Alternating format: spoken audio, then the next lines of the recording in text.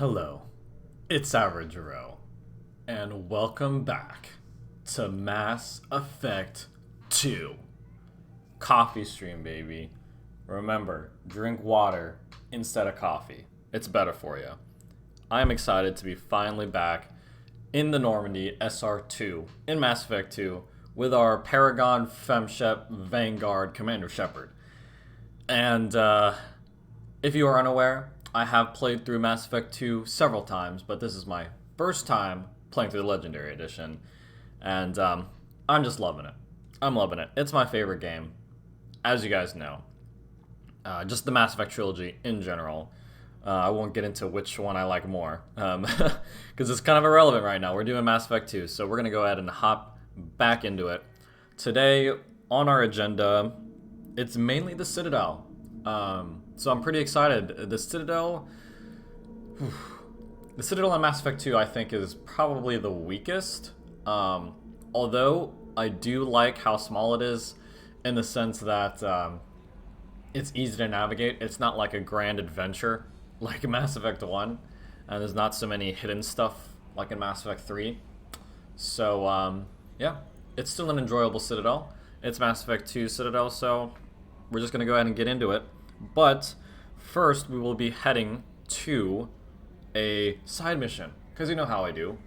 You gotta do side missions first before doing your main stuff.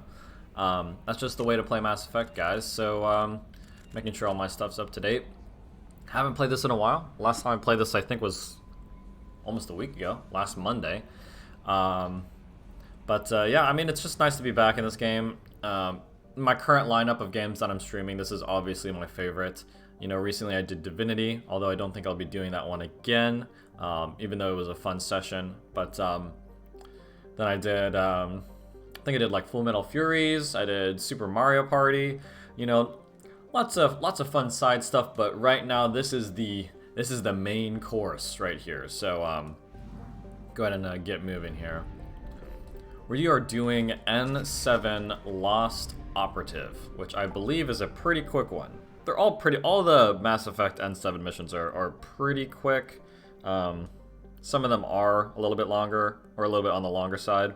And again, if you've played through Mass Effect, start using a guide on every single one of your playthroughs, and maybe make a list, an order of things to do. Like, little behind the scenes look. I don't know how well you'll be able to see it, but I literally have like a list of, like, I made like a list of things to do in order for each Mass Effect game, and it just makes keeping track of my stuff way easier, because we all know the journal system in Mass Effect, just all of them really, isn't really the best. And it also helps me, you know, I don't have to like plan what I'm gonna do for each session. I have like a list of objectives set for each session that I do. So it really just streamlines your gameplay every time you hop on after beating it for a first time. So let's go ahead and check out where this even is. Okay, Omega Nebula. We are already in the Omega Nebula. So let's go ahead and head out. What is it? The Fathar system. Making our way downtown. Okay, pretty small. So let's go ahead and get, again, our planet scanning done. And just a reminder. Detected an anomaly. Oh, this is where we want to go. We'll just go ahead and do this. Ooh, I recently got that upgrade from Miranda, so now we're like, our scanner's moving crazy fast. But as I've always said, my philosophy for planet scanning is any system I go to for a mission, whether that be a side mission or a main mission, I'm gonna look at each of the planets, and I'm only gonna scan them if they are good or rich in resources. And then if they are, then I only scan them until I get them to moderate. Once I get them to moderate, I just move on to the next one. That, for me, that has let me like strike the perfect balance between being thorough but being fast as well, because no one likes doing this. Like, they like You know, they want to get to the good stuff, so as do we. This one is... Lorik is hanging in there, I must say. We've how many probes do you have? We're almost at 10 probes here. I'm not gonna scan that. Let's get some there we go. That's what I'm talking about. Alright, there we go. On to the next one. Only 2 more planets left. Some of them might be... Okay, this one's good. Decently rich system here. Probe launched. I'm trying to remember what the Lost Operative side mission is, but can't remember for the life of me. Oh no, this is, I think this is like an Eclipse base or something, or like a mercenary base. And the Lost Operative is, in true Mass Effect style, already dead. And we just find his body and then send the data. Well, it gives you the choice to send the data to the Alliance or to Cerberus. The Alliance obviously being the Paragon, which is obviously what we're going to be doing. Ooh, there we go. Come on. Give me that moderate. Nope. Still hanging in there. I respect it. I mean, the upgraded scanner is already making this go that much faster, so... Thank you, Miranda. The Avalanche, okay. The Avalanche is a heavy weapon. I believe it's DLC, I could be wrong. We've made it back to our first probe, and we're still good, so I might have to start hitting these, like, medium-level targets. Like this one. Launching probe. The Avalanche is like a heavy weapon. It, like, freezes stuff, if you couldn't tell by the name. I've never really fancied it, but, all the heavy weapons are the best in Mass Effect 2. I don't even think they exist in Mass Effect 1. And in Mass Effect 3, they're relegated to pickups. Now, if they weren't pickups, the ones in Mass Effect 2 or Mass Effect 3 are crazy good. Like the Cane makes the return. I think there's like a Reaper Black Star or something like that. That's basically a Cane too. Like you shoot it and like several things die in one shot. But again, they're just so powerful that they made it a game mechanic instead of a weapon, in the sense that if you are savvy enough in the battlefield to find one of these strategically placed heavy weapons, it'll help you greatly in the current combat situation. So like if you ever like have a come across a combat scenario where there's like a lot of big enemies, there's likely a heavy weapon somewhere nearby. But for me, it's always been counterintuitive, because it's just like, I mean, if it's a tough combat situation and there are like a bunch of super strong enemies, I don't have time to go looking at the ground, looking for a heavy weapon. You know, I gotta stay in cover. I gotta keep shooting. You know what I mean? I gotta stay alive. So, I've always preferred Mass Effect 2's heavy weapon system, where it's just straight up a weapon that you could put in your loadout, and there's several different choices that you unlock throughout the game. And the only caveat is that, did we go straight from good to depleted? Or was I just not paying attention? I may have not been paying attention, but we move on. Finally hitting Lorik, and let's go ahead and land and see what we got. Yeah, the only caveat to heavy weapon ammo, or heavy weapon usage in Mass Effect 2 is the heavy weapon ammo. You cannot buy them. They do not drop from enemies, I don't believe. You have to pick them up. I don't think it quite matters who we take here. Let's go ahead and take Garrus and Zaid, because I do believe we are facing off against some mercenaries here. Let's just make sure we're all... Yeah, we'll just, you know, usually for immersion's sake, I don't use the Collector Assault Rifle, because I know it's kind of like... Just the fact that you have like a piece of Collector technology kind of takes away from the mystery of them, I feel. But we're not going through like a super immersion playthrough here, you know what I mean? So we're just gonna give our teammates the best weapons we can, as we will with ourselves. We are going to be getting in my opinion, the best SMG in the entire game in this session. So look forward to that. That is, of course, the Locust SMG from Kasumi's loyalty mission. Oh, wait, no. Oh, I just hyped you up and hyped myself up for no reason. Because I just realized we are not going to be doing that. That's going to be next session, so I believe tomorrow night. But soon. Very, very soon. Let's go ahead and switch over to this. I definitely want Garrus on his sniper. I like in this one, you can your teammates, they just start off right away with I'm gonna put this to, I'm gonna map this real quick just before I forget. So I got pool on my L1. That's pretty standard. I'm glad we have it. Charge on triangle and shockwave on my R1. So we got all of our biotic abilities ready to go on our quick buttons. I'm also gonna set up my incendiary ammo on each of my weapons so I don't have to do that every time I switch. But I do like how your squad mates start off with their weapons. You know, because in the Mass Effect 1, I'd have Garrus, right? And I couldn't use, I couldn't give him a sniper. Well, he had a sniper, but like he didn't have his training right away, is what I'm trying to say. You know, so I would always, he had his assault training right away, so I'd always use his assault rifle for Garrus, despite me, you know, immersion-wise, like I mentioned previously, I like using snipers for Garrus, you know. But I always would wait until I got the sniper training unlocked, but that is not the case in Mass Effect 2, so just another example of how this has been a step in the right direction. Let's take cover here. I'm gonna pull him.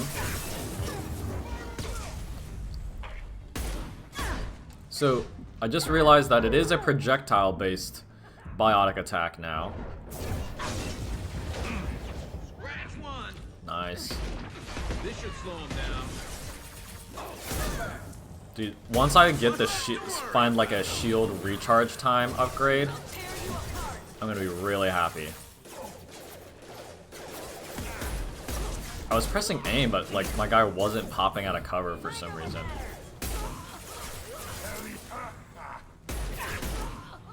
Can't target them. Yes, you can. Come on, Shep. Weakening their integrity.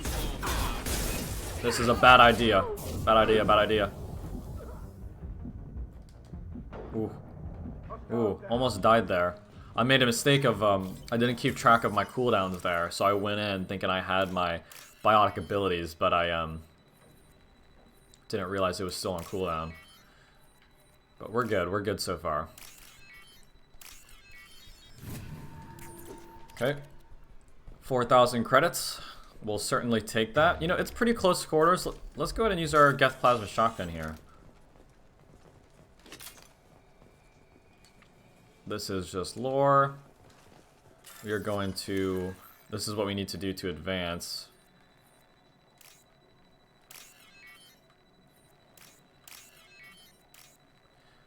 Okay. What I need is a speed upgrade to these things. You know what I mean? As well as the planet scanner one. I can't vault that. I would be able to vault that in Mass Effect 3. Alright, let's fool somebody. Oh, I missed. I wasn't locked on. Okay, let's let our shield recharge here. This guy's asking to get something happen to him. There we go. Really like having pool now. Couldn't quite bend it. Like really good, oh, that's the boss. Big boss. Man, my recharge time on my pool, it's like almost always available when I want to use it. Really good. Got the drone. Oh, how'd that, oh, he died already. Alright, let's get rid of his shields, and once his shields are gone, we're going in.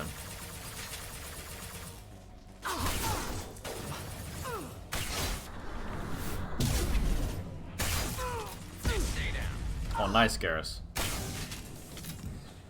Really good concussion from Garrus there.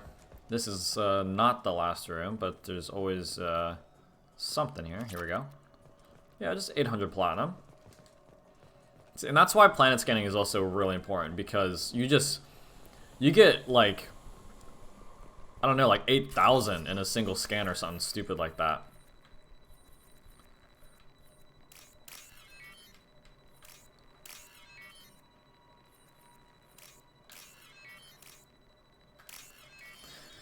Alright, make it our way. This is it.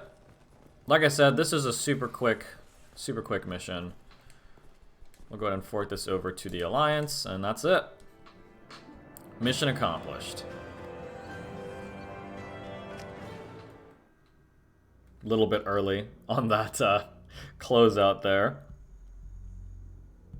Okay, now I believe, yes, we are heading over to the Citadel. We're going to recruit our next squad member. You know what? Let's go ahead and let's make our rounds. I don't believe I made my rounds at the end of the last session. I don't want to go too far. Okay, so this is one of it says the husband was one of the men serving on Garrus's team. He's just asking us to take care of him. Everybody likes Garrus. Don't believe I made my rounds at the end of last session. So let's just go ahead and do this. You know, this will be like our first big, well, our only big Normandy rounds here. So let's talk to Joker. Commander. I assume everything's going well up here? It was until the thing started questioning my every move. It won't let anything slide. So I believe it doesn't cycle through this, but it has like a list of conversations between them. I always round up on I just realized my webcam is blocking the subtitles. We do not want that. There we go. What was I saying? Oh yeah, you know, at the beginning they have Joker and ED have like different conversations that you go through, but once you get through them all, it'll land on a repeating one. Harmless self-promotion. Edie can ease off on that. Very well, Shepard. Yeah, go pout. I win. Joker. Right, no hard feelings. Good He's game. like, stay mad, ED. That's it for now. See Alright. ya, Commander. Oh wait, actually, we took Garrison Zaid with us. Let's go ahead and get his funny comments on either of them. People were picking up. Well, about the ones you went out with last. It seems like Garrus has finally worked that stick out of his butt, but now he's trying to beat guys to death with it. I can't believe I like the old Garrus better. Zaid is like you, but takes checks. As long as it's not my money, we're good. It's just my opinion, though. There's really no need to go spreading around. That's it for now. See ya, Commander. I don't know about his Zaid take. Zaid's, maybe if we were a renegade Shepherd, then maybe. But, you can see, I like how they display the upgrades you've gotten. And we've gotten the armor, I believe, from, it's either the armor or the shields from Jacob, as well as the Thanix cannon. Oh wait, speaking of Jacob. As well as the Thanix cannon from Garrus. So we only need one more. Commander, can I help you with something? I'm more interested in just talking. Already? Already? Yes. I'm not big on forcing these talks, Shepard. Let's do this We'll later. talk later. Commander. Yeah, well, we did do a couple main missions, so we'll just see. Maybe Morden will have something to say, because we got him pretty recently. Shepard, how can I help? Have you got a minute to talk? Yes, would like that. All right. Talked about work earlier. Time with Special Tasks Group studying genophage. It wasn't entirely honest. Lie of omission. Also, other kinds need to clear the air. Mission too important to keep secret. Respect, see? Morden, he's very logical. Was more than just studying. What was the Special Tasks Group doing with the Krogan genophage? Study at first, as I said, but uncovered surprising data. Krogan population was increasing at faster rate than I expected. believe he's going to explain how Adapted he and to his genophage, team overcoming disease. enhanced the genophage to continue perpetuating it. You know.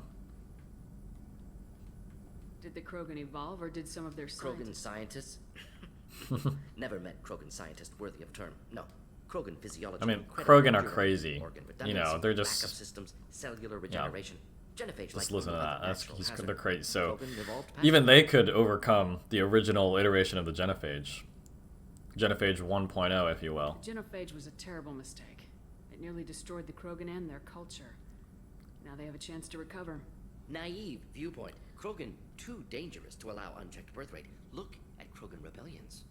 Personally led a science team, geneticists, chemists, I think sociologists, Morden mathematicians goes back created on that new opinion version of genophage, released by the onto time Mass Charter. Effect 3 comes Other around. Like, Krogan here he's still secretaries defending it. Restabilized Krogan population. But then Mass Effect 3, he has that iconic line of, you know, because I made a mistake. You know what I mean? And just like, dang, Morden. He thinks he made a How mistake. did you distribute Covert the drops. Team got caught a few times. So this is just a bunch of lore on like how and Location created why other and areas things for like garbage that. code to connect. Left side's You clean. never considered other Hundreds. options? I could be like just mixing up my playthroughs, but I feel like the Paragon standpoint on the genophage kind of like flip-flops. You know what I mean? Between Mass Effect 1 and 2. I think Mass Effect 1, like the genophage, it's generally like, it's a bad thing, but I don't think they're like so hard on like, you know, we gotta get it, we gotta get the genophage out. You know what I mean? We gotta like cure it. Why not go all the way? Jesus. Freaking Renegade, just kill them all. The genophage was a mistake bordering on a war crime. Recreating it is unforgivable. Don't want me Yeah, on team? but Don't the worry. Paragon Stay ship here. Work takes on on collector the research. takes the hard standpoint that the genophage is wrong and needs to be cured, and that kind of like carries through to Mass Effect 3. Should get back to work. Talk more later. Got a Next bunch of time, Paragon tissue as well synthesis has to compile. by Do it for free time. standing or having that standpoint. Let's go ahead and see if there's any good research we can do. Medbay upgrade 50,000. We'll keep it. We will keep it. Okay, nothing too good. Again, I would love to have one of like the Inferno or the Cerberus assault armor, but I don't like the helmet being permanent. So, yeah, we need to find and buy more upgrades here. That's what going to the Citadel is for, though. I think I just went the long way around. Okay, let's go ahead and hit the cruise quarters. We'll talk to Garrus. Whoops, that's where we are. Garrus and Miranda. I don't think Miranda will have anything new to say, though.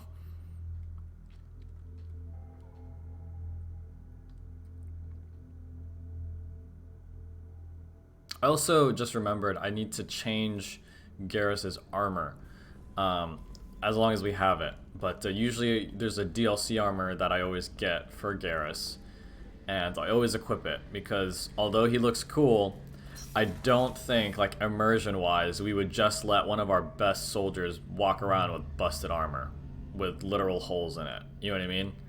So, I like giving him the brand new shiny armor. Need me for something? What can you tell me? The about weapon's up. It just might give us a chance against So that's a the comment on the Collectors. Thanix cannon. Cerberus crewman? And we already got this. That's like a all single working together. repeating comment, I think. Have you got him So I don't yet? know why they keep that one in. Can it wait for a bit? I'm in the middle of some calibrations. Should have saw that coming. Talk to you later. I'll be here if you need. Always those calibrations. So a while back, I was planning on doing a like a while back, you know, before the Legendary Edition was even confirmed to exist. I started doing a no commentary playthrough, and basically I was trying to make it as close to a TV show as possible. So I didn't commentate throughout, and I would only do the core missions and side missions that were directly contributed to the main story. And you know, obviously you want to include crewmate conversations as well. And I told myself, you know, to streamline my episodes, if they had nothing new to say, I wouldn't include that in the final cut. I would cut that out. But I was going, once I got to Mass Effect 2, I said I'm going to always include whenever Garrus says calibrations, you know what I mean? Just because it's the meme, you know, it's like it's his thing. And they joke about it a lot in comment throughout, like throughout the game in Mass Effect, especially Mass Effect 3, like different characters will always comment about Garrus's calibrations and whatnot. So but I didn't get that far. I'm definitely thinking of doing, like, finishing that in the future. Maybe maybe a long time after I beat the Legendary Edition for the first time, you know, because I can't just play Mass Effect. You know what I mean? I have other games I would like to play as well. Do you have a minute, Miranda? There's a lot to do, Shepard. Okay.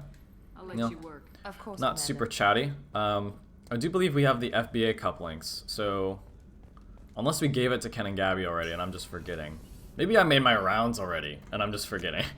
But it's always good to be safe, just because, you know, especially with Morden, because we want to unlock his most loved conversation. If you know what I'm talking about. If you've been in the game, you know what I'm talking about. Like, the conversation you want to have with Morden in Mass Effect 2. The new armor reinforcements Yeah. really threw off the I think we already made our rounds, but that's okay. That's alright. We can talk to Zaid. We didn't really talk to him, but he's a DLC character, one of two, Kasumi being the other, and we will be getting to Kasumi shortly, but you know what? I'm gonna hold off. I like Zaid, but him and Kasumi's conversations aren't the most interesting, I guess. Like, each of them, they're set up with they have their room, of course, and there's like different items scattered throughout their room that when you click on it, it plays a set conversation where they describe what that item means to them, and you get to learn more about them through that, which is cool. But then you'll always be able to talk to them, you know, hit X on them and talk to them, and they only have a set amount of comments that they can make.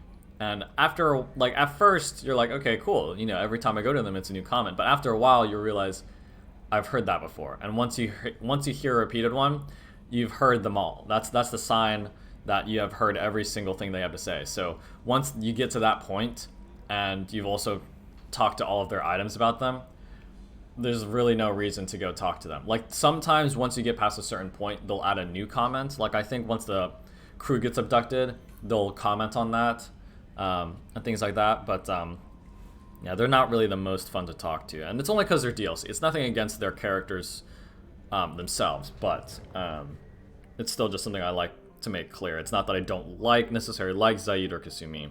It's just that the fact that they're DLC, it kind of holds them back, and that's something a lot of people didn't like, because, you know, I'm not the biggest fan of Zaid, but, you know, he definitely had his fans, or has his fans, and a lot of people, including myself, really like Kasumi, and, you know, they felt they kind of got the short end of the stick. So the DLC character in Mass Effect 3, i.e. Javik, is like completely fleshed out, different conversations, different cinematics, just like the rest of the crew. So yeah, we are heading to the Citadel. So yeah. So speaking of Kasumi, we are going to go get her now. And we're going to talk to Anderson as well. Going to explore all 3 levels of the Citadel. So this is the meat of the this session here. I would also like to get around to the Normandy Crash Site DLC, but we will just have to wait and see if we can get that far. Alright, here we go. Citadel. First visit to the Citadel in Mass Effect 2. There's my thumbnail. My thumbnail is right there.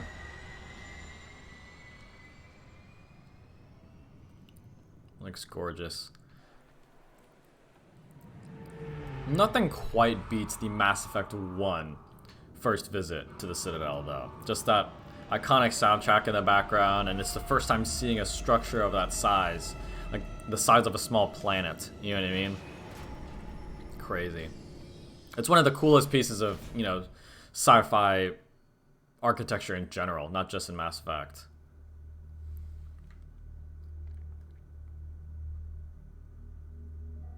Okay, yeah, I'm gonna take Garrus and Jacob. Garrus and Jacob, or maybe I'll take Garrus and Morden. I might take Morden instead, because Solarians are a council race, so they're pretty common on the Citadel. I'm gonna blend in. Garrus is a Turian. Obviously, Turians are council races as well. I guess technically humans are too at this point. So, although he's like, Jacob's got like a fat Cerberus logo on his chest. So, I think I prefer to take Morden and Garrus. Okay, unlock Cryoblast. Well, unlock the pathway to Cryoblast. Okay, and if you can see, we are in the 3rd bar, the middle bar of Paragon. We've only done our first 2 recruitment missions here. So, doing really well in that regard.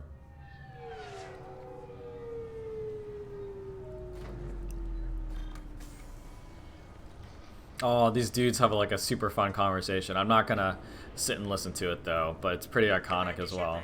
Enter the password and receive a free gift. Who's this? What? Please tell me your password, Commander Shepard.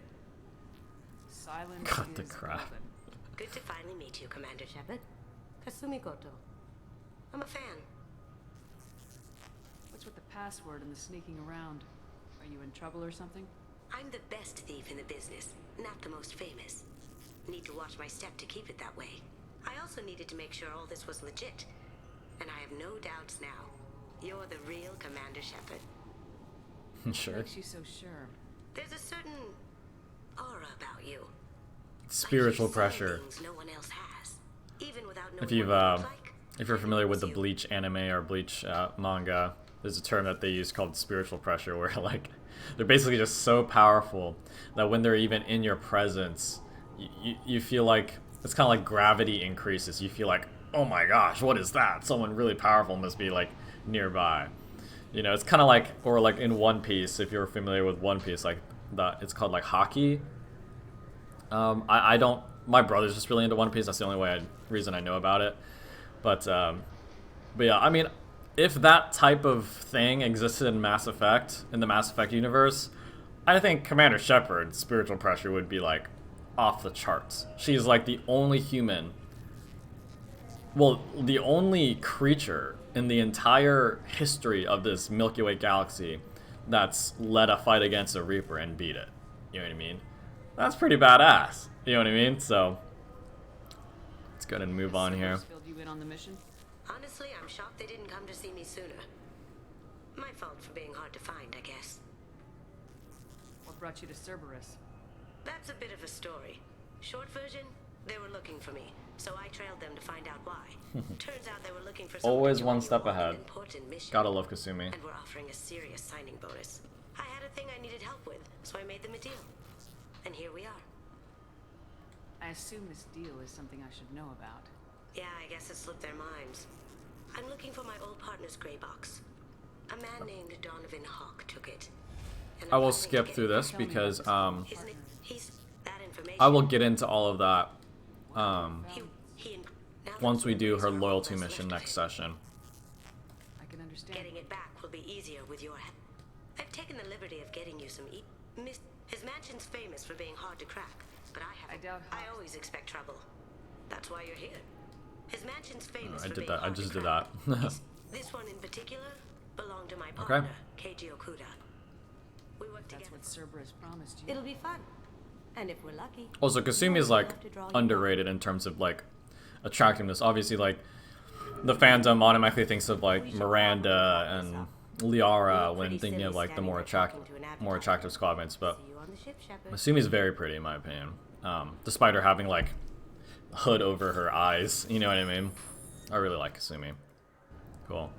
And that is our next squad member recruited, just like that.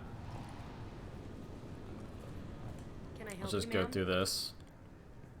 Security's increased years because since I of passed through here. Battle of the Security Citadel seems to have tightened a bit. last game. After the Geth attack, there was a review of security protocol. Yeah, and the public A few thinks it's a minor changes Geth were made to attack. reduce You the know, that's risk what of they did Geth to hide it infiltration. from We apologize for the inconvenience. from the You'd think a Reapers. Geth would stand out. You know, once you learn about the Assumptions Geth, are like you dangerous. realize that that just Be stinks alert, for them. Be safe. Like there's a reason why the whole galaxy doesn't like them. You know, and it's not really their fault. Well, not the entire race's fault. A select group of heretic Geth. It's their fault. Thanks for your time. Next. Okay. Oh, we're gonna meet a really cool character up here as well. Not this Turian guy. This is just some rando. I Looks like they've tightened up security. think he's a lieutenant. I think it's Lieutenant Bailey. Shut it down. What? Do you seriously think? Yeah, okay. Sorry for the inconvenience, ma'am.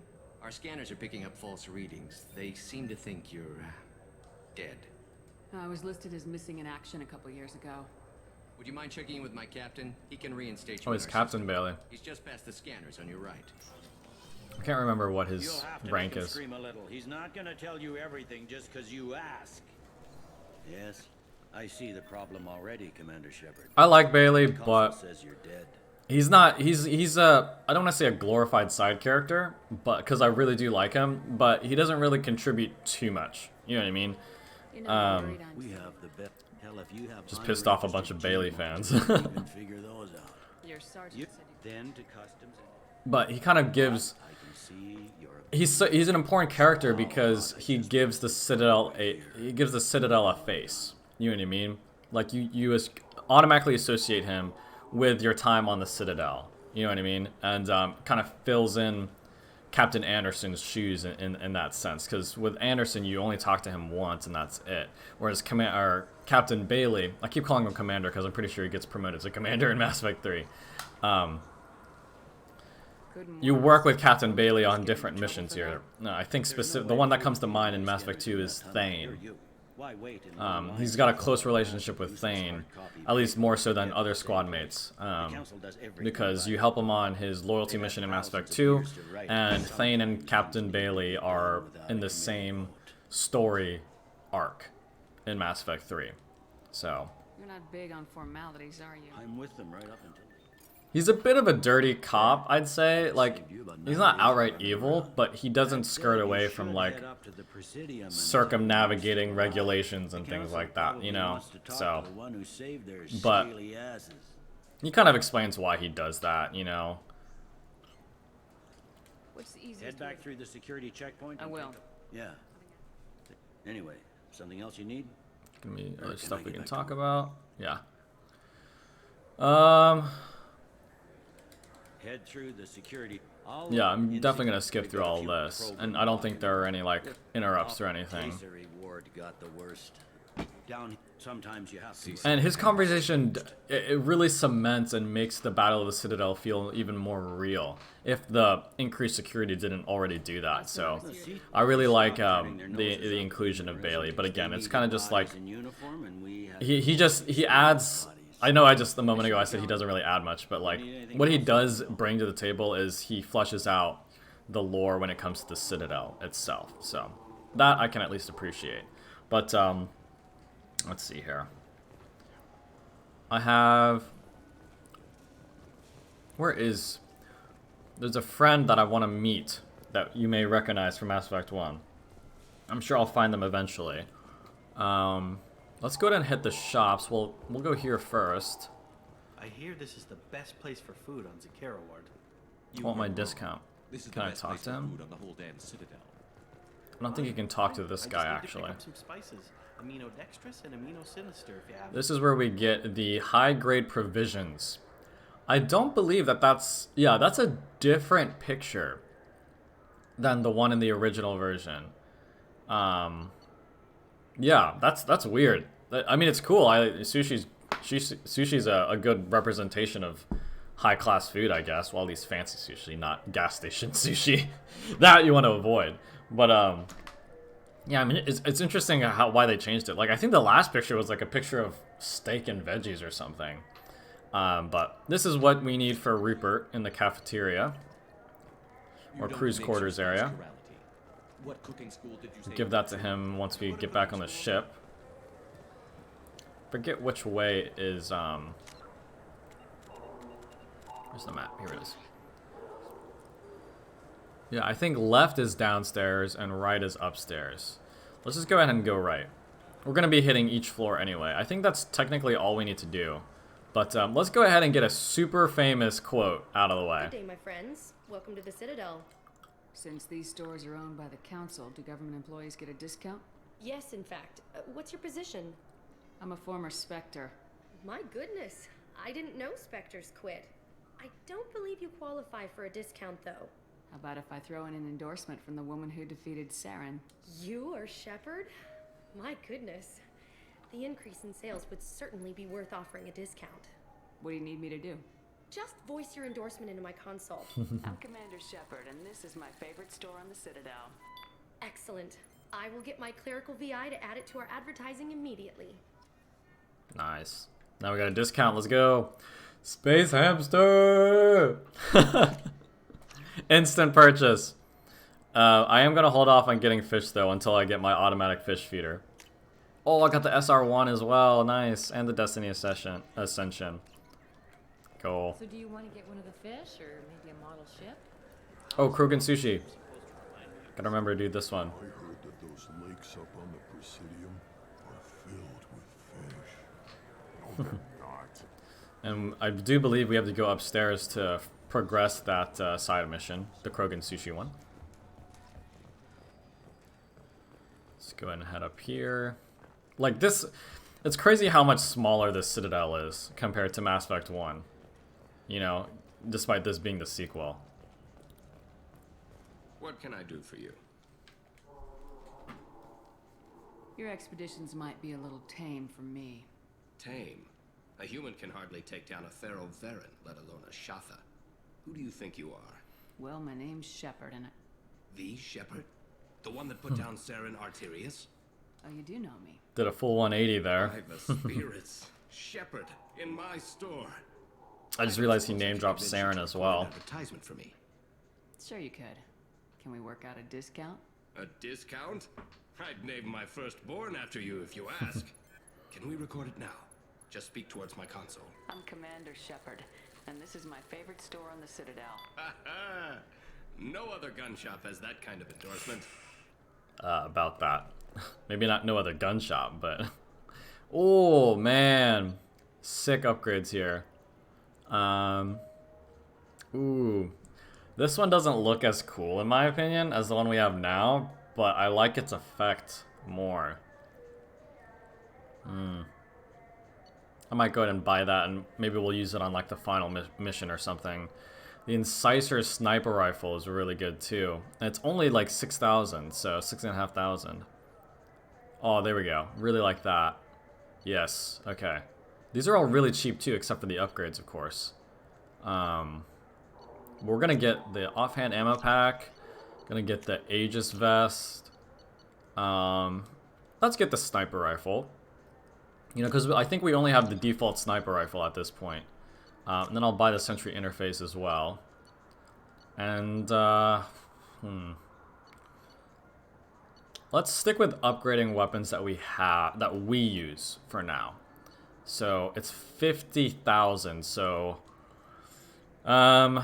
let's get the heavy pistol damage upgrade. This is valuable. Okay. Now, I'm only gonna buy more stuff if it's, like, super big. But, we do have a lot of ammo still, so... I love that game. Dark Star. Is that where I want to go? Here's my friend that I mentioned. The people want to hear your story, Shepard. Can get Paragon here. Again, we are Paragon, so we unfortunately will not be punching her. I interviewed you 2 years ago when you first became a Spectre. You presented your case very well on camera. Do you have That's a right. note? What, so you can try to do another smear job on me?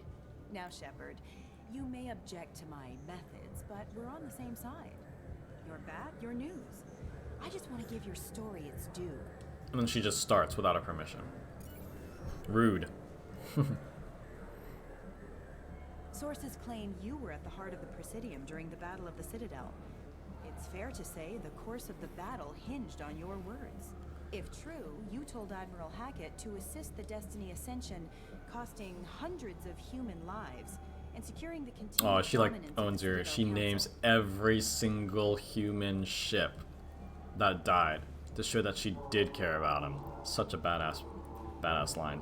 The Turians lost 20 cruisers. Figure Oh, each had a crew of around 300. and that as well. The Ascension, the Asari dreadnought we saved, had a crew of nearly 10,000. But surely the human cost. The Alliance lost 8 cruisers. Shenyang, Emden, Jakarta, Cairo, Seoul, Cape Town, Warsaw, Madrid, and yes, I remember them all.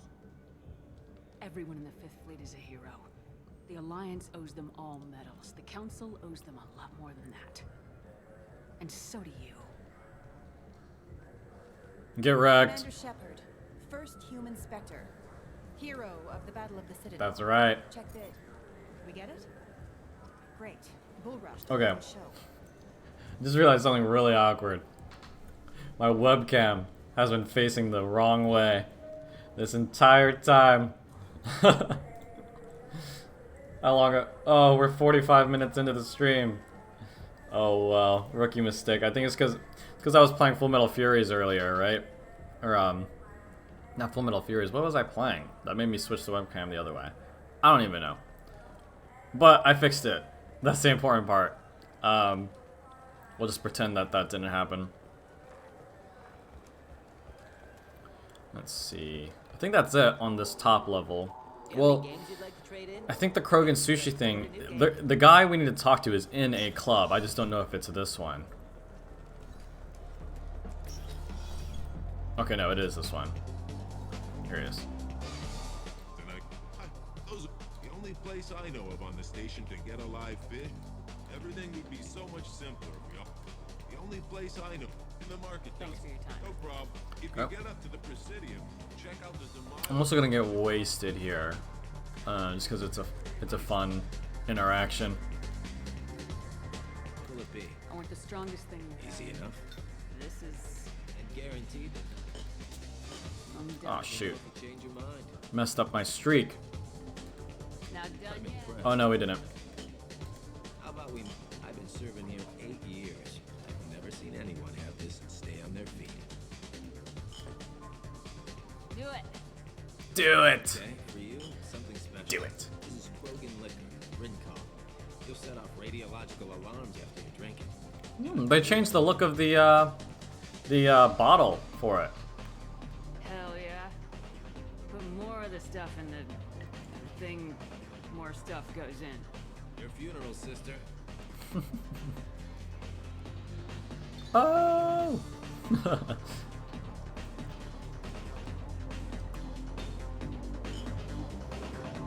This is gonna knock us out.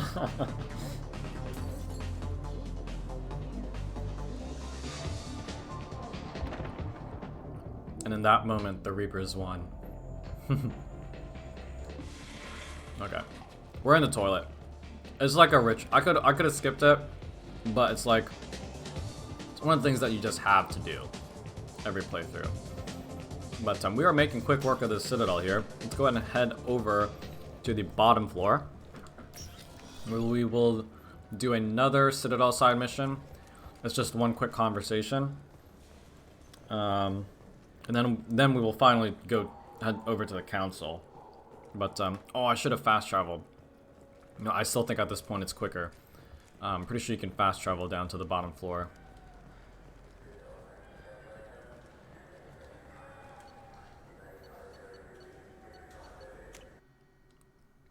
Yeah, it all just takes place on this Zakira ward, so that's why it's so small. I'm sorry, I'm trying to take a statement here. This is that Citadel side mission I just mentioned. So arrest her. I did not. These two people are being like racist towards this quarry in here. And take a deep breath. You're mocking me. Deep breath. Just because the Vol clan need. It was a poor choice of words, sir. I apologize. See, he's like super insensitive to everybody. You say she stole your credit chit? She must have. When I left the Certa Foundation store, she ran right into me. How does running into you mean she stole your credit chit? That's how pickpockets work. They bump into you and use that as a cover for rifling your pockets. You can't turn your back on these clanless quarians. Thieves.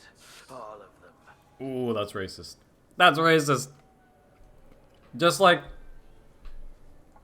take that statement, apply it to the real world. If someone picked a race and just talking about them, thieves, all of them, yeah, super racist.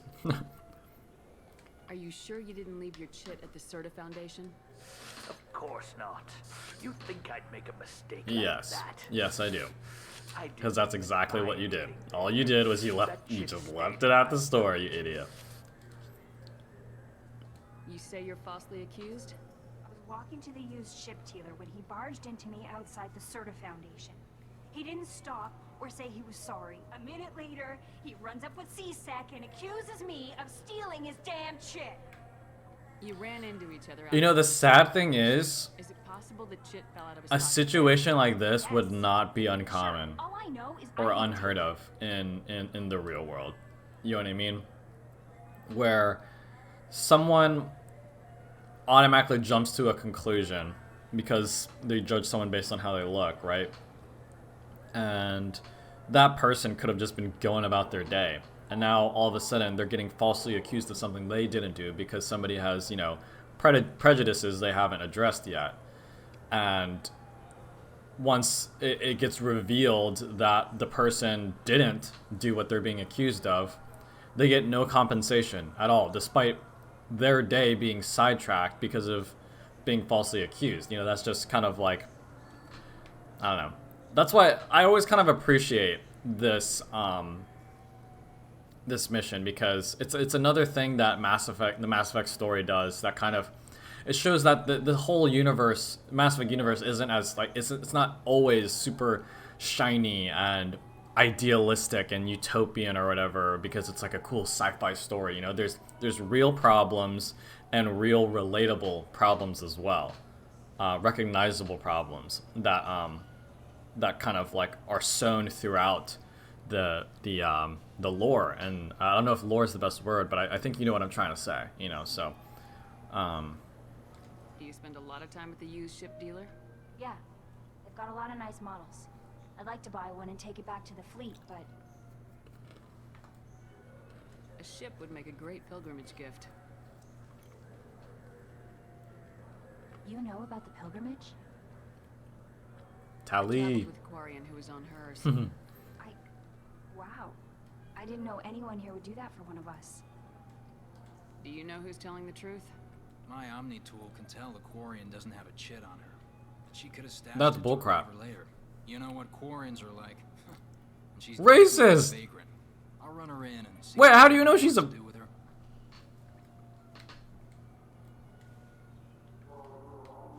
I'll see if I can. That's complete crap. This is a C-sec matter. We'll do all we can to That's resolve complete this. crap from the We don't officer. need Like, the civilian officer help. should If you do have be a better private than that. jet, You know what I mean? let one of our officers But you know what? If you think about it, you know, just think about it. Just think about it. I'm not gonna get into it. Let's go. Be careful out there. It happens sometimes. That's all I'm saying. It happens sometimes. I think this is where it is. Nope. This is not where it is, but let's just go ahead and get this out of the way. With respect. You know it would make you an endorsement. Oh my! It's a deal. Just speaking to my console here. I'm Commander Shepard, and this is my favorite store on the Citadel. Is this not technically a renegade action? Thank you. Scamming these people into giving us a discount? Metagel capacity, it's 25,000 and we've already gotten an upgrade and we haven't ran out of metagel. So I'm gonna hold off on that. These are really ugly, but health by 10, it might be worth trying to work into a loadout. So we'll go ahead and get that. And it was only like 6,000 credits, so. Keepers, who are now just useless other than maintaining the Citadel. Welcome to Saranus Applications. Do I know you? No, but I know you. Yeah, I've been getting that a lot. Please, look around the store. It's a pleasure to have you here. Let's get the endorsement out of the way. Wouldn't believe it. Oh, I You know, would. I like your products. I'd be thrilled. Don't worry about it. Absolutely. Just speaking to my console here. I'm Commander Shepard, and this is my favorite store on the Citadel. That will be splendid. Someone's gonna go to like multiple shops and be like, you know, she said that at every single shop I've been to so far. My favorite customer. What can I... Oh, yes. Yeah. He bought So the some idiot environmental just left his system drivers, stupid then left credit without his chip. I didn't notice he'd left And until just he was forgot already it. gone. Completely his fault. The Quarian had nothing to do with it. I'd like to buy some. Oh, it's all automated. If everything's It's stunning. I'll be here if you need anything. Yeah. Tech damage 75k. Ooh, that's a good one. Ooh, that's a good one.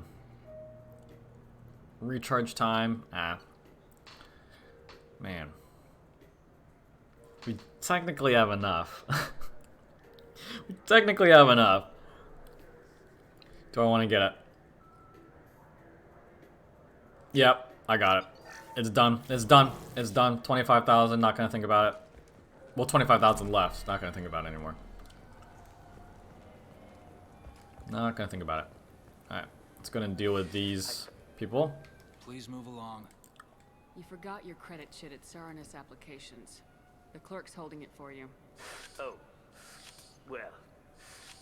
The quarry and That's all you have to say. I'll close this event report, but I'll be watching you. Get a permanent residence, or I'll run you in for vagrancy. Are you two serious? I love this Paragon interrupt. Love it. You falsely accused this girl of stealing from you. All you have to say now is that she could have stolen it.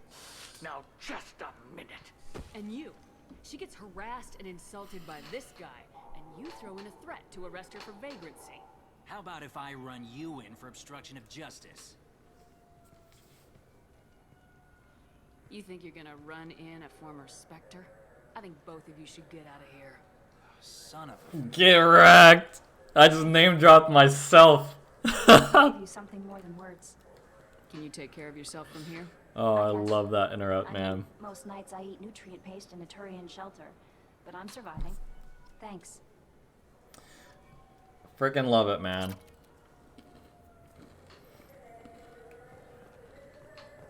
Absolutely love it. I just realized though, I do like talking with Anderson and the council before I realized I just walked around the whole place looking for that, which was right behind me. I do like talking to the council and Anderson before doing that mission, because if you're a Paragon, you reinstate your Spectre status. So if you do that first and then complete that Quarian mission, when she name drops herself, she says she is a Spectre, not a former Spectre. This meeting would be more productive if Udina was to join us. My advisor is unavailable. As counselor, I represent the voice of humanity and the Alliance. Shepard will be here and... Oh, Commander. We were just talking and I mentioned it several times in Mass Effect 1, but they did change Anderson's face in Mass Effect 1 and, as you can see, 2 to make it look like the face in Mass Effect 3. The original trilogy version of the trilogy, I mean, Mass Effect 1 and 2, he had a certain face, but in Mass Effect 3, they changed the face to this one, so... It's been a long time, Anderson. I'm glad they just kept The it last couple consistent. years have treated you right. There have been some rough spots. It's good to have you back.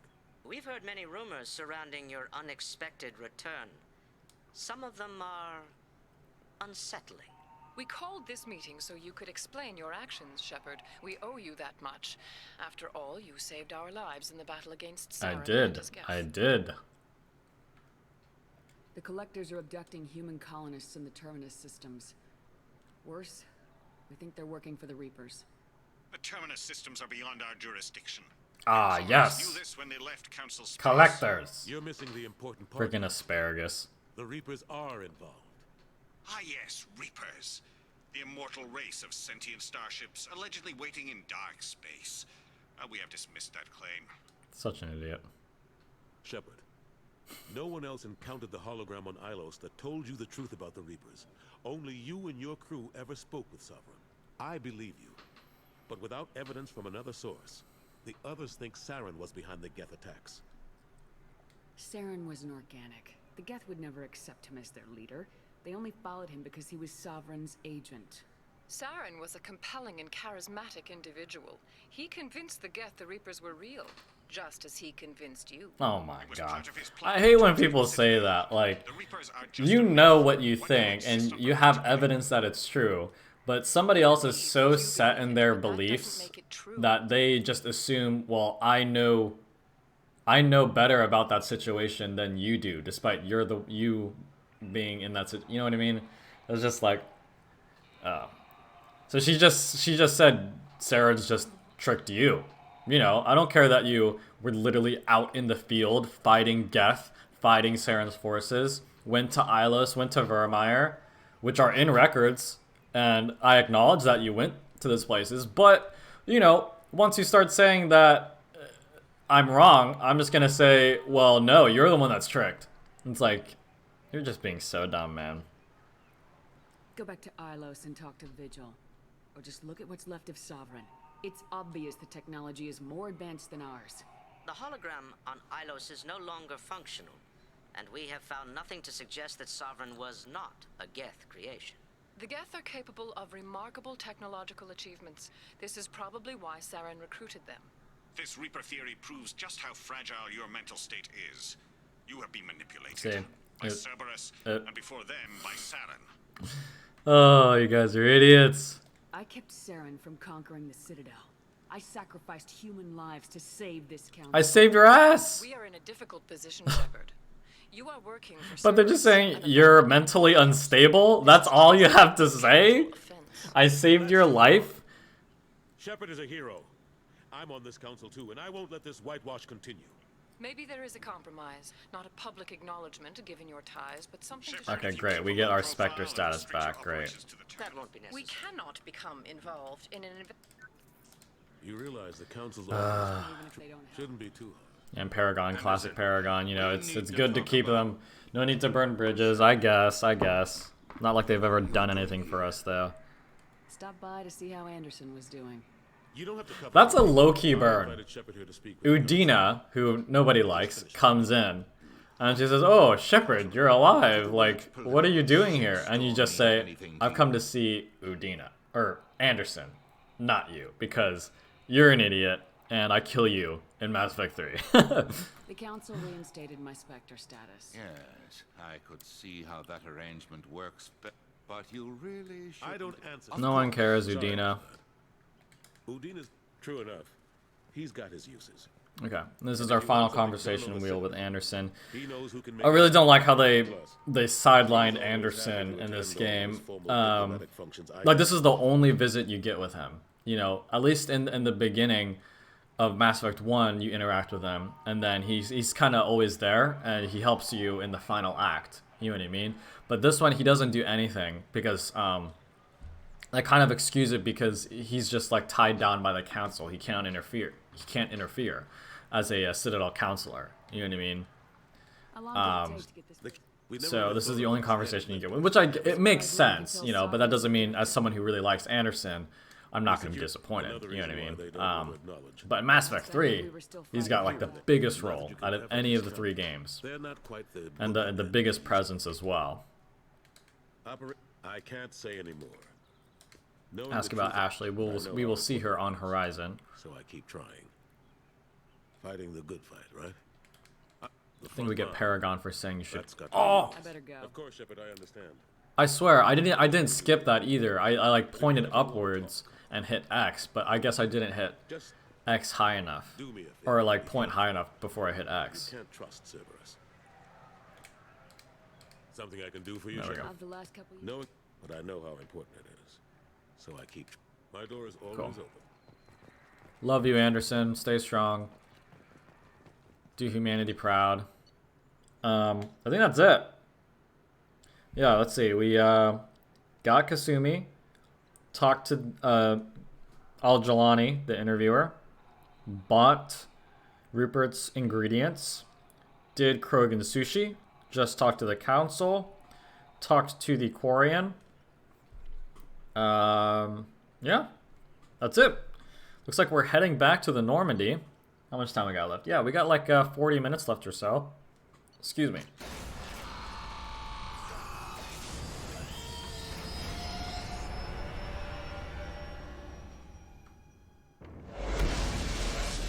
I will say, it looks good, but I never preferred the pre-rendered cutscenes that they added in Mass Effect 2. I feel like the cutscenes in Mass Effect 1, they may not look as visually impressive, but they felt less external. You know what I mean? It felt like real, like this is just part of the game's mechanics, you know what I mean? To make the cinematic, whereas like this, it's like a pre-rendered cutscene. No other cutscene in the game looks as good as those, you know what I mean? But, you know, it still looks pretty. You've received a new message at your private terminal. Samesh Bhatia. Yes. helped his wife, or not helped his wife, helped him recover his wife's body. So just checking in. Emily Wong, really like Emily. I don't think you talked to her at all in Mass Effect 2 or 3, you know, which is a bit disappointing. Shaira. Oh, Shaira. I was trying to. It took me a second to remember who Shaira was, because again, I just don't like her. Not even gonna read you. Oh, Dr. Michelle. Love Dr. Michelle. I would have loved for her to join us on the Normandy in Mass Effect 3, but that's the nurse we saved in Mass Effect 1 when helping out Garrus. And I'm pretty sure it's like a legit thing that she does have a bit of a crush on Garrus. But I mean, come on. Who doesn't have a little bit of a crush on Garrus? Let's be real now. Yeah, let's go ahead and head down to the crew's quarters.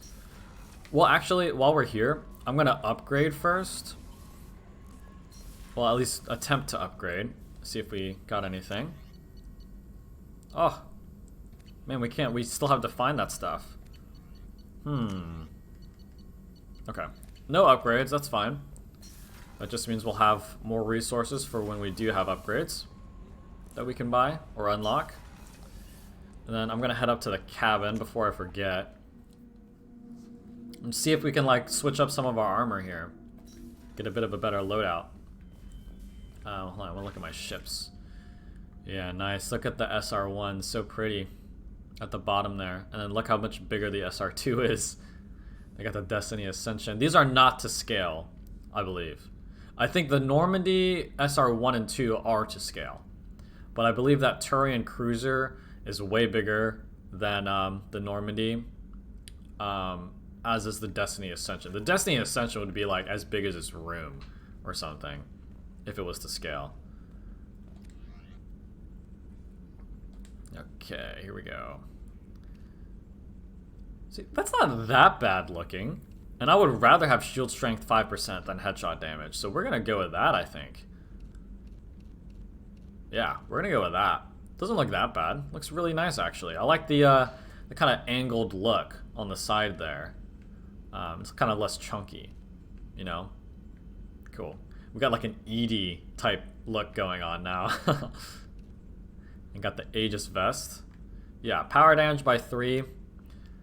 I mean, yeah, charge is a little bit stronger, but marginally, you know? Yeah, 5% health is just so much better. And I think that chest plate looks like a little bit cooler, in my opinion. So really like that. Offhand ammo pack. Ooh, we lose 3% health, but we get more ammo cap, which is great. Because this isn't as important in the earlier difficulties, I think, because you can still blow through the enemy waves of enemies without running out of ammo. But we've already seen at veteran difficulty, our ammo does tend to run low if we are in a firefight for too long. So I think that's going to help us a bit more than the health increase. This increases our health by 10, but our butt becomes super blocky, which I don't like. I think I'm going to keep the shield strength. 10% health, though. That's freaking huge. Oh, you know what? No, they're just so ugly. They're just so ugly, man. I gotta keep the N7 Greaves. I'm sorry. I gotta keep the Greaves. I apologize, man, but I just have to. The other ones are just so ugly. Like, the N7 Greaves they look so good on FemShep, so I gotta keep it. Gotta keep it. I'm just gonna try not to think about the 10% health increase we're missing out on. 10%. Okay, look. If we run into trouble, then I'll do it. But they're just so ugly looking. I can't. If we can manage without them, we're gonna do it without them. Let's go ahead and give Rupert his provisions. Those provisions you provided were perfect. I owe you. I've already thrown together some of my calamari gumbo. Here, try a bite. You gotta try it. You can't just leave him hanging like that. He's so proud. Truth told, it's based based on an Asari recipe. Seems a little cannibalistic to me with their That's a microaggression, but okay. no good grub. Anyway, thanks again. You Just a really bit uneducated. That's fine. We love Rupert, flaws and all. Let's just go ahead and talk to Chakwas. Give her brandy. This is a really nice conversation to have. I have a present for you, Doc. Sarah's ice brandy? You didn't. Thank you. Her hair is much more Always silver regretted not opening than that white original bottle in this when I saw legendary Chloe. edition. She looks I good. won't make the same mistake again. Not that white hair looks bad. I'm Why just don't saying. we open this bottle right here, right now? You and me. Let's do it. Even though I just got so drunk earlier that I passed out in the bathroom. Oh, she was so happy. That was so cute. That big old smile. But Jenkins pops up and yells, That was awesome. Oh, Jenkins. Soldiers like him make the Alliance great. Do they though? No, I'm not gonna do Jenkins like that. He does. Soldiers like him do make the Alliance great. That's what Cerberus is missing, man. I'm with you. With your service record, you could have gotten a tour of duty on any Alliance ship. Why'd you really leave? Maybe it's less about leaving and more about staying. As a military doctor, I mostly treat people who are in bad shape. Often they die. And if I can help them, they move on. Either way, they leave. Don't you have any friends or family? No, not lacking friendship. Just stability. Jeff, Joker will always have Rolik syndrome. He would never. A lot of people want to romance Chakwas. I wish it weren't. You know, looking past the obvious age difference, and let's be real, Chakwas does not look that old. Like, if you look at her, she doesn't look that old. You know, like, her skin is like flawless, but her hair is gray, and based on the lore, we do recognize that she is technically supposed to be like on the older side. But with that aside, she's a very likable woman, very dutiful, very beautiful, and very kind, very loyal. So I can see why people would want to romance her, but I've always seen her more as like a motherly figure. And I've mentioned previously that my preferred background is not the one that you have a mother that's alive, you know, because I feel like Chakwas is more meant to fill that role, that motherly figure role throughout the game. Just as Anderson is more like a father, you know what I mean? You wouldn't look at Anderson in a romantic way as a FemShep, you know, so I don't think that kind of should apply vice versa. Again, that's nothing against people that really like Chakwas enough to want to romance her. I'm just saying, like, kind of like my opinion, my perspective. Kind of like how you wouldn't want to romance Joker. You know, I feel like that would kind of take your relationship, your brotherly relationship with Joker, in a way that kind of distracts from that. You know, like, Joker really does feel like an older brother, you know what I mean? Or like a younger brother. I think technically Shepard's older than Joker. But no, like, Anderson really feels like a father, Chakwas feels like a mother, Joker feels like a brother, and it's a way to like give that sense of family, I feel. Make you more attached to the crew and your friends in the story. So all that to say is that I do see why people would want to romance Chakwas, but I don't personally feel that way. That's such a good line too for the Mass Effect series, you know, having a toast to the people you care about, you know, like we just mentioned, several characters in this game that we care about, and you don't want to take them for granted, man. You want to remember moments like this, where you drink Sarah's ice brandy you got for Chakwas with her. She ends up passed out on her own medical bed. Good stuff. Good stuff. Okay, I think that's it. That's all we got to do on the Normandy here. Let's go ahead and do. Yeah, we have some time here. We're gonna go ahead and do our next mission here, and I believe it's gonna be our first. Yes, it's going to be our first DLC mission we do. And that is the Normandy Crash Site. It's very straightforward. It's more of just a tribute, I guess, to Mass Effect 1.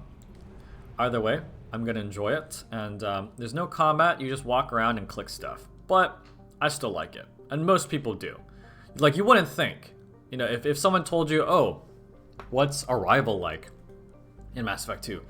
You go to this base that's secretly taken over by, you know, the Reapers, and they're indoctrinated, and they're sending an asteroid into a mass relay to make sure they don't come back.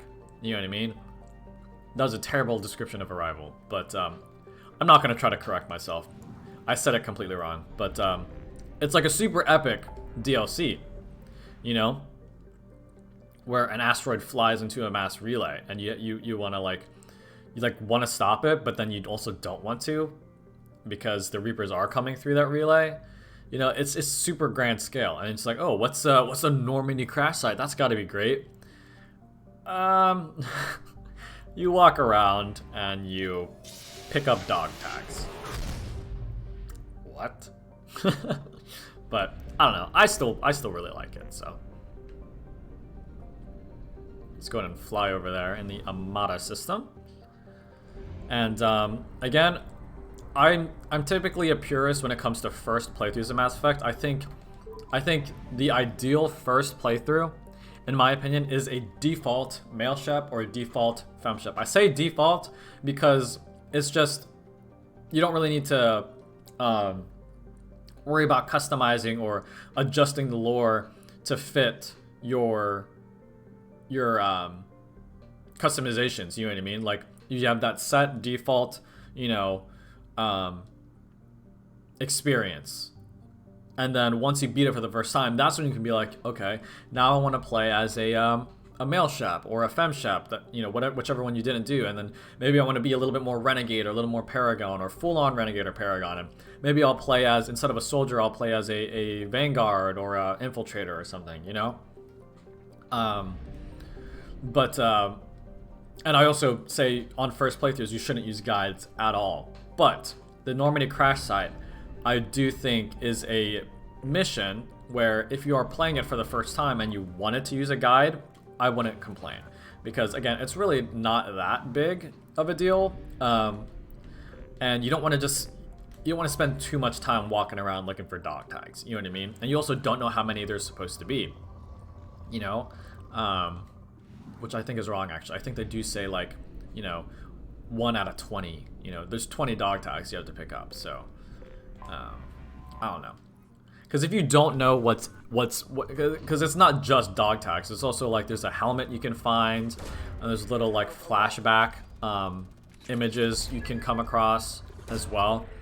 But, you know, they don't tell you that at the beginning. So, you're pretty much left. A blind playthrough of the Normandy Crash Site basically just looks like you wandering around this little area they've crafted looking for stuff to happen, you know, which really isn't the most engaging. Like, I feel like you get more out of it if you have a more streamlined experience of it, and that's where the guide comes in.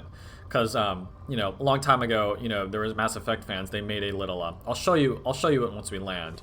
They made a map of the area that notates every point of interest on it, and you just go from each point to point, and it's a very nice flow. You know, it enhances the DLC, in my opinion. So it's one of the few missions that I do feel like if you're playing it blind, you might as well use a guide. So again, you don't, like, if you've never seen the Normandy Crash Site DLC, you might be like listening to this and be like, why would anyone like it? But I don't know, it's just like true fans can appreciate it, because, you know, you missed the Normandy and from the first game, you know, and like you had a lot of adventures and memories on it, a lot of faces that aren't there anymore, specifically like Jenkins and Navigator Presley, and, you know, Engineer Adams isn't dead, but he hasn't returned, you know, so you'll think about him as well. So I just think it's a nice touch. They didn't have to add this, but they chose to, you know, so I can appreciate that. I have detected an anomaly. Okay, got a rich planet here. Probe away. Still have plenty of probes. Launching probe. Something on our sensors. That's the crash site. But let's go ahead and finish scanning this. Probe launched.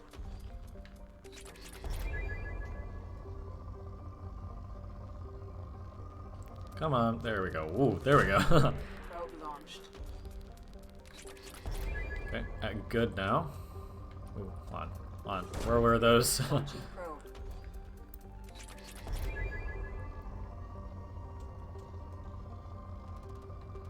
There we go. Launching probe. Yeah, we should be able to finish this in time, and I also want to make one last round around the Normandy to prep for our next session.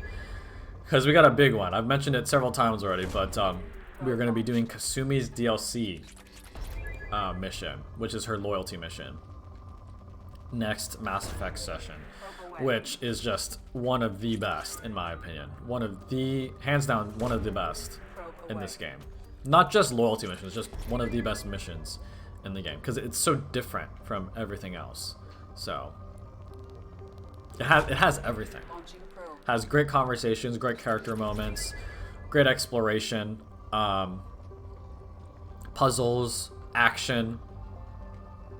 You know, really nice. Wait, we want to land there. But, so yeah, I want to do everything I can to prepare for that so we have as much time as possible. I don't see it taking me the whole session, though. So maybe we might be able to do another recruitment mission after it as well. But we'll just see. Let's focus on what we're doing now.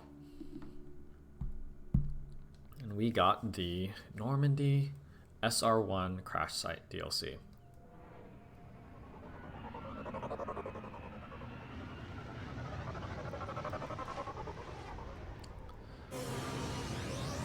Now, they have this, like, atmospheric soundtrack in the background throughout this level. I've never really vibed with it. And I'll say why. Because it sounds... I feel like it should be more somber or melancholy. But you can hear it now. If I would shut up. No. But the atmospheric soundtrack, it's the same one they use on the Collector's ship, I believe, or like the Derelict Reaper, and it's a much more eerie, you know, it doesn't strike the exact perfect chord. I feel like it's a bit more eerie, and it should be more like, you know, somber and melancholy. So let's see here. I want to go this way. Yeah. Oh, I said I'd show you. So this is what I'm talking about. I don't know if you can see. Yeah. It's like reflecting the screen. But I don't know if you can really see it. But let's see, does that work? No, that makes it like 10 times worse. Goodness. I'm just showing you guys a white square. Wait. No? No? There we go. Let's do that. It's blurry, but you can kind of tell. What I'm talking about. Someone made a map of the area, and I'm just going to be following it. I've done this DLC probably like 3 or 4 times, I'd say. But it's not like I've bothered to try and memorize.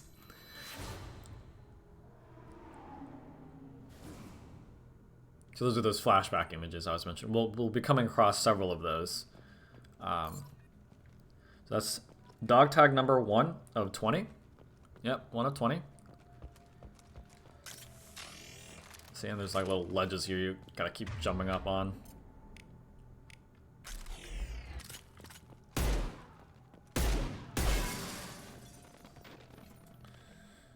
Dog tag number 2. There's an element 0 here as well. Okay, making our way. Oh, rock blocking my path. Classic. Go ahead and head over here. Yeah, to end the mission, you place a monument at one of the designated areas, and you can pick. It doesn't really matter which one, but yeah. Caden, rest in peace. Now this isn't his normal spot. This is the spot he was standing in after we did Eden Prime and we came out of Dr. Chakwa's office, I believe. Dog tag number 3. Then you're gonna head out here to our left.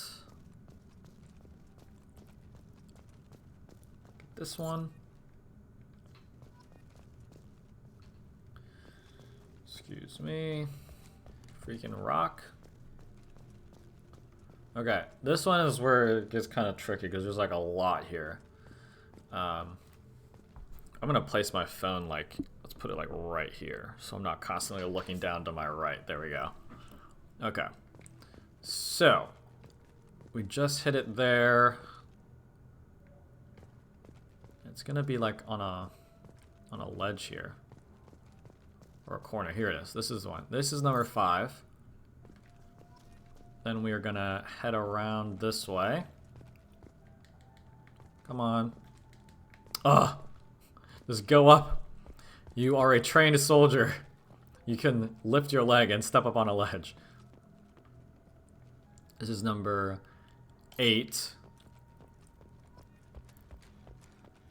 On the map it's 8. It's the 6th one we picked up, but this is what I said. It gets kind of tricky because it's like out of order.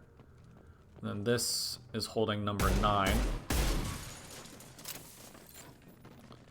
We have to go into the sleeper pod. I forget how to get in there.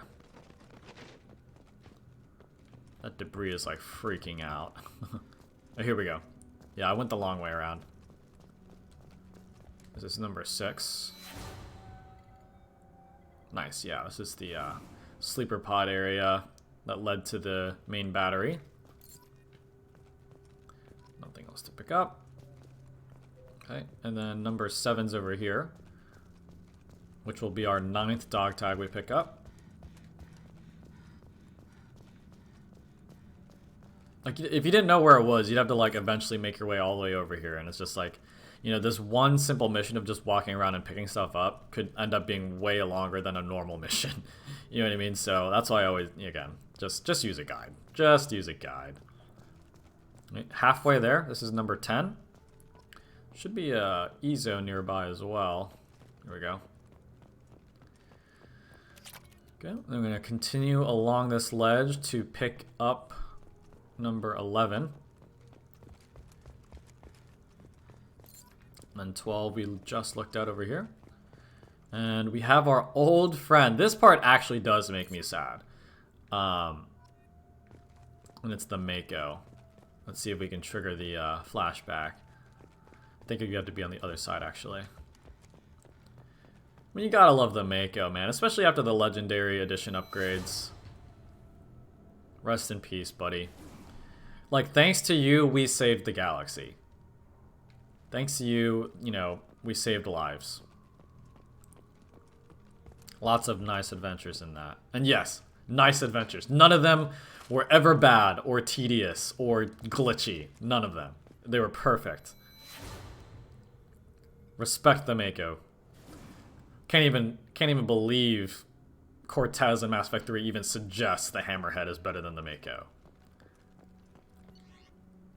Okay, this is great. This is, if you look in the top left, Navigator Presley's journal. And if you talk to him at the very beginning and you remember, he actually mentions that he's not comfortable with aliens. But he explains maybe it's just because I haven't worked with aliens before. So he's smart about it. And, you know, you respect him for it, and you just tell him, like, look, we have a job to do, let's do it. And he's like, of course, I'll do it no matter what. So he's great. In his journal, you know, there's some of the data is correct, but it says, spoke to the commander about this, i.e. his discomfort with aliens. I blank all these damned aliens aboard the Alliance's most advanced ship. I don't trust them. Especially that damned Asari. Poor Liara. So she was right. You know, Liara was complaining in Mass Effect 1 about how she says, I see the way your crew looks at me. They don't trust me. You know, Presley was not alone. And a Quarian? What does Shepard think this is? A zoo? A zoo? Come on, Presley. So maybe he's a little bit more prejudiced than he let on, but again, he was professional about it. Then his a journal sometime in the future. Blah, blah, blah, blah, with the Quarian. It seems she's on some kind of pilgrimage, trying to improve the lot of her home ship. I can understand that. I would blah blah blah babysit my children or anything. Oh, probably said I wouldn't let her babysit my children or anything. But if she has to be on board, I suppose it's not too bad. And see, that represents how you overcome your prejudices. It's the only way to truly overcome them, and that's to confront them, right? You recognize you have them, and then you confront them, and you adjust, you work on it, right? Everybody has their prejudices, you know, big or small, you know, and that's because they come up from your experiences, you know, and you can't blame yourself if you're not experienced in certain situations, just like with Presley. Yes, he's prejudiced against aliens, but you can't really blame him too much, again, too much, because he's just never worked with them. But as you can see, he's open to confronting them. He recognized it. He presented it to a superior officer, or a friend, you could say, and he was open to talking with the aliens. And here is an example. He talked to the Quarian, and he's like, oh, you know, I can kind of relate to that. I can kind of relate to how she's wanting to help her homeworld, you know? And he's still a little on the fence. I wouldn't let him babysit my children or anything. But if she has to be here, maybe that's not too bad. That's very different. That's growth from this one entry, you know? I could be blowing this up out of proportion, but I just really think this is such a genius piece of content. Just a small little piece that just, it fleshes out a character that got killed off in the beginning. Right, and two, it's another way, just like with that Quarian side mission on the Citadel, that connects this game, this universe they created, to the real world and makes people relate to it, you know what I mean, and think about it. You know, it makes it feel just that much more real. And yeah, and then in the final entry, blah, blah, blah, blah, blah, for a while now. I've been thinking about it for a while now, and I'm taking a look back at past entries in this journal. Man, past entries, look at this. Zoos, aliens, you know, hate them, those damned Asari, you know? Blah, blah, blah, blah. I can't believe how blind I was at the time. I came on this ship firmly believing humanity was on its own in the galaxy. But Commander Shepard brought all these aliens on board, and there's no way we could have accomplished what we did without them. I am proud to say that I would die for any member of this crew, regardless of what world they were born on. And again, I could just be blowing this out of proportion, but I get a little emotional when reading that, you know what I mean? Just because, like, it's not just this one character's growth. Like, it represents how people can overcome those prejudices that they have, you know, and why it's important to do that, you know, because life is just better when you do that. And, you know, Presley, he gained a family that he wouldn't have had if he didn't do that, if he didn't overcome his prejudices. And you know what?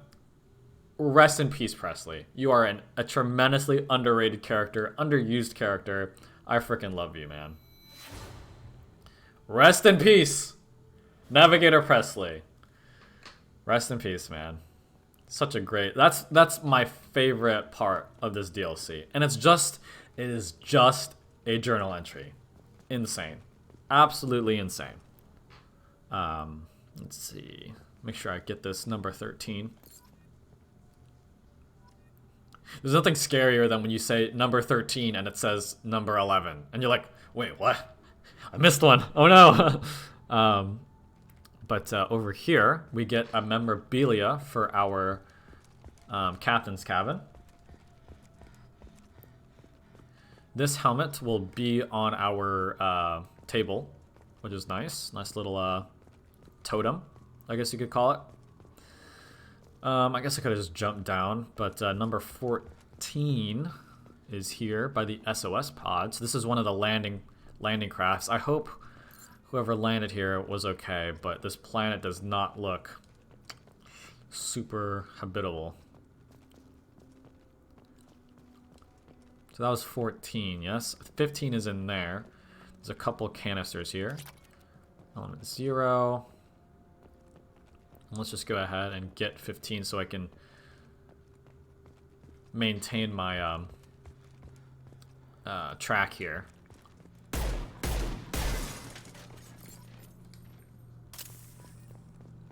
And then we just follow this path.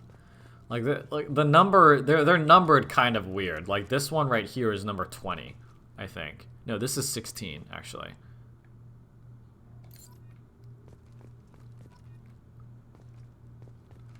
There's a 21 nearby. Just can't remember. I think that's it. Yeah. Yeah, we'll go to that one. Go to that one last. So I just picked up 16. This is gonna be 19. This is the cockpit.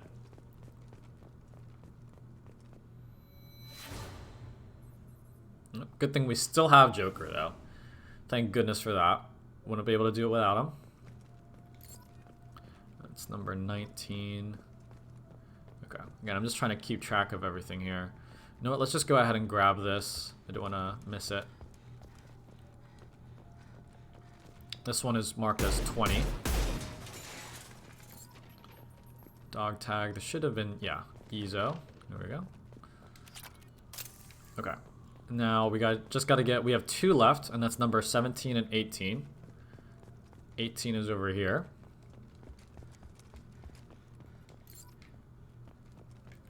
And last but not least, number 17. Okay, and that's it. We have beat Normandy Crash Site. All that's left to do is pick which spot we want our monument to be in. You may have seen the little circle button prompt show up at different points here. But in my opinion, there's only one choice, and that's on the hull with the name of our beloved ship here, and the most open area as well.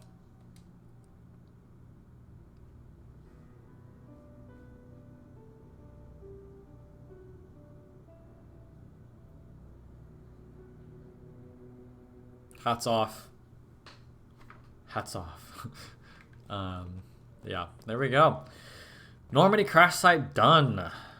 Let's see, yeah. We have about 5 minutes left, just enough time to head back to the Normandy SR2 and talk to our squad mates and prepare for Kasumi's loyalty mission next session. So let's go ahead and head back.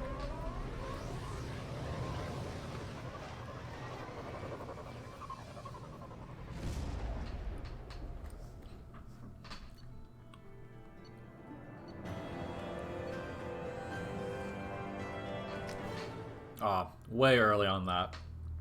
Way early. Oh well. Yeah, let me get my phone back here. Can delete that photo now. Yeah, but we are all caught up. Like, let me show you all that we've done. Like, so this is the very first mission, right? And then I have like sessions kind of organized here. But we have gotten all of that done. We are right here now. That point, that's where we are. So, lots of good work done so far in this playthrough. Really loving it. But Commander, let's just go ahead and make our rounds. Pre-mission prep, as I like to call it. That's Admiral Hackett. Okay, yeah, just commenting on the Normandy Crash Site mission. We found all the dog tags, and they'll be sent back to their families, which is really good news.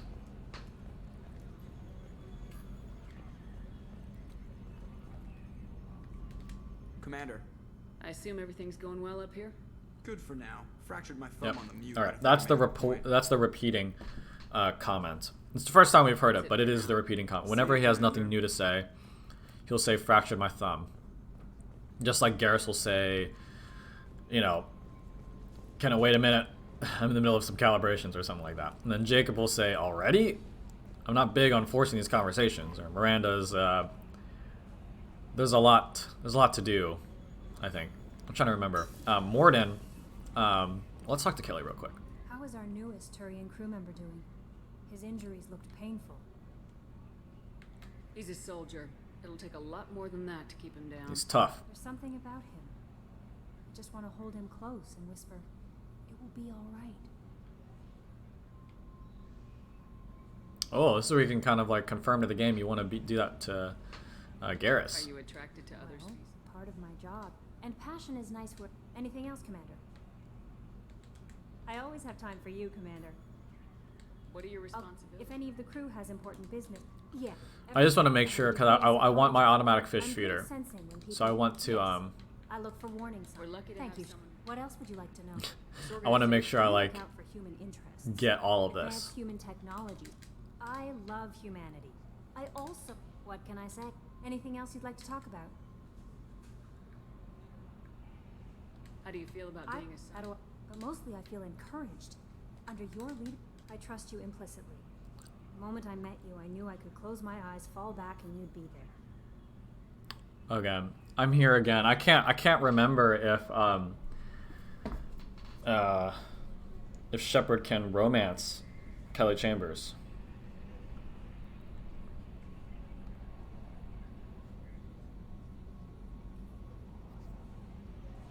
Yeah, any gender. Yeah, I'm gonna say I'd catch you. Your trust is well placed, Kelly. I knew it would be. I hope that's not the key conversation for getting the fish feeder, but we'll move on. Okay. Maybe Ooh, got extra Paragon. That means we did advance in our relationship with her, so that's good. Good stuff. I'm just gonna check the upgrades. I can't remember if we picked anything up, but just gotta be sure here. Ooh, we did. Nice. Okay. Metagel capacity got upgraded. Trauma module. Okay, Unity is way better. Completely heals our squad up now. Med bay, and then this is just armor and the weapons I don't want. Great. This is actually a decent weapon, but I'm gonna hold off just in case. See if Morden has anything to say. Shepard, how can I help? Perhaps later, trying to determine how scale itch got onto Normandy. Sexually transmitted disease only carried by Varen. Implications unpleasant. I'll let you work. You gotta love Morden. You know, earlier I was going through like my mind and my memory of like what each squad mate says as they're repeating dialogue when they have nothing new to say. I was thinking about Morden. I'm like, I don't think Morden has one, and I'm pretty sure he has a few that he cycles through. He doesn't just have one, you know. And that's just very fitting for Morden because he's very talkative.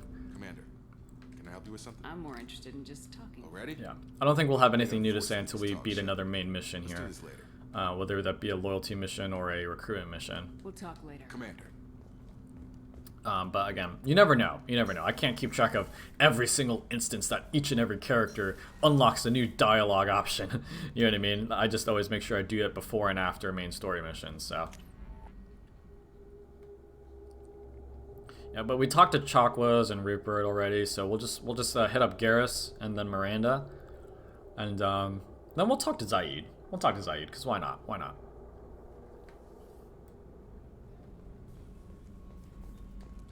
I wish you had unlimited sprint. Something different with tonight's meal.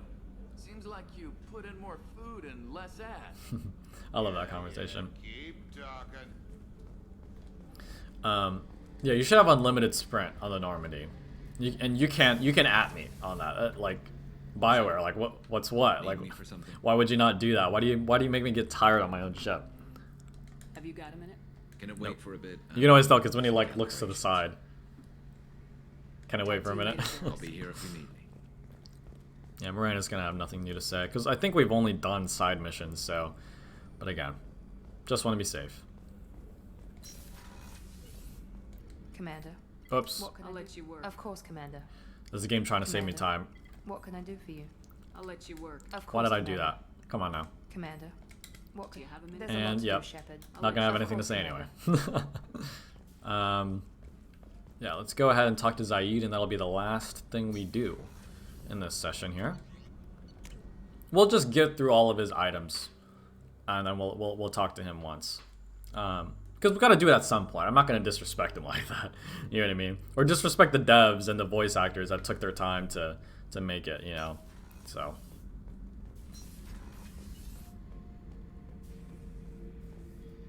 Oh yeah, that's a model of the Paragon. Turian frigate. Hell of a ship. I led a mission to bring that thing down from the inside with just 5 men and whatever guns we could bring. No chance of success, but we did it. Everyone died but me. So I made out like a bandit.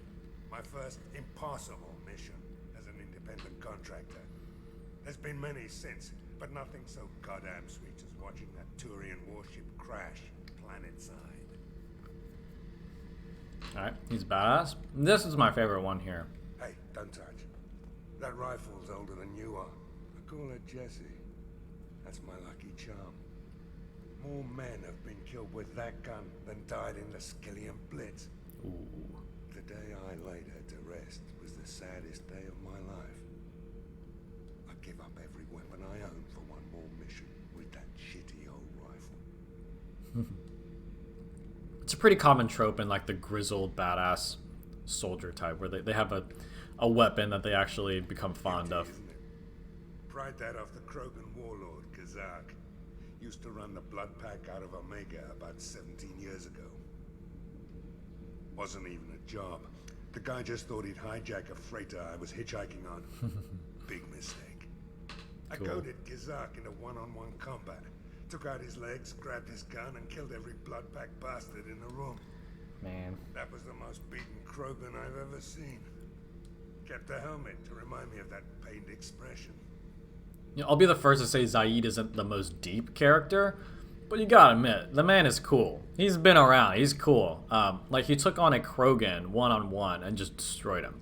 You know, and it wasn't just any ordinary Krogan. This was a warlord Krogan that was, like, the leader of a mercenary group. Like, so cool. And he's got surveillance cameras set up around the ship. It always makes me think of the romance scene with Miranda, because if you romance Miranda and you have the romance scene, they literally just do it in front of the drive core. You're not even in your cabin. So I always think of, like, during that, you just know Zaid is like looking at you. You know what I mean? So I don't know. All right, we'll get one comment from him. Thinking about past missions. I only ever talked to him once each visit because I don't want to exhaust those too quickly. So you knew Archangel from before. Interesting. Knew a lot of men taking jobs to kill the son of a bitch. I never saw the point. You know, I wanted the same thing.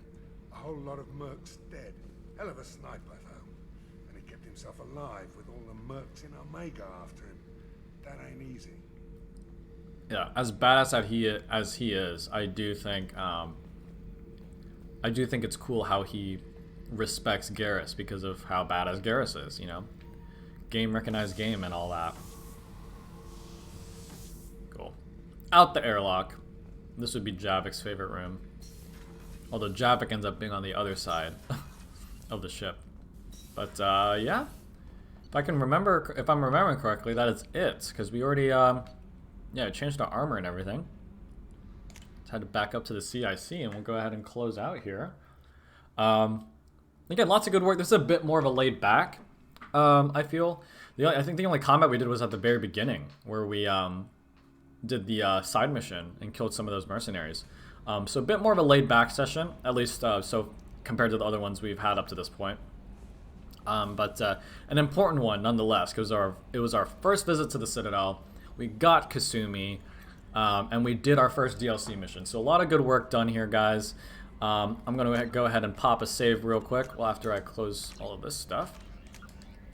Yeah, lots of good work done. I've said it once, and I'll say it again. I've been loving the Legendary Edition. And Mass Effect 2 is an amazing game in its own right. So really enjoyed it. I hope you guys have enjoyed it as well. Thank you all for tuning in.